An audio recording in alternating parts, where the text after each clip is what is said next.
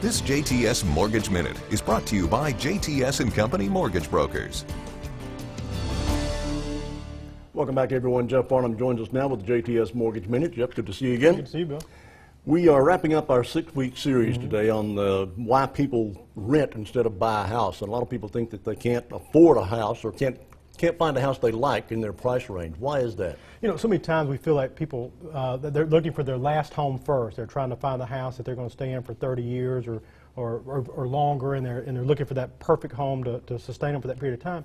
And so many times we know that the average mortgage only stays on the books about 7 years. That means people either refinance or they buy or they sell or they move up and those kind of things. So a lot of times they got their mindset, I've got to have this particular kind of home, versus looking at it as an investment for your first home. In a lot of cases, it's, you know, if you look at it from an investment standpoint, you buy something that will get you out of your apartment or maybe get you into your own house situation that you can also make a little money off of later down the line. So it's very important. And a lot of times people qualify for a lot more than they think they will, and that's where pre-qualification comes in. So start small, get a little equity built up in it, and then trade up, so to speak. Yeah, absolutely. You know, you're not trying to make your end of home buying experience today. You're trying to get started and get yourself in a better position into home ownership, and again, it's an investment.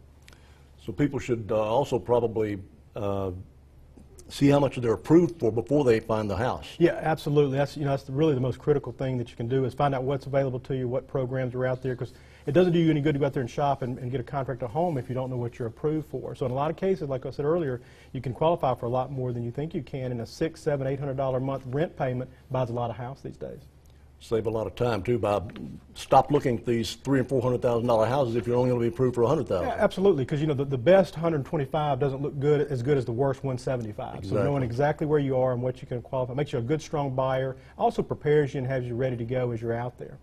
Good information as usual. Now, if you missed last week's show, you can always go to the JTS Facebook page, and of course you can always go to their website at jts-co.com.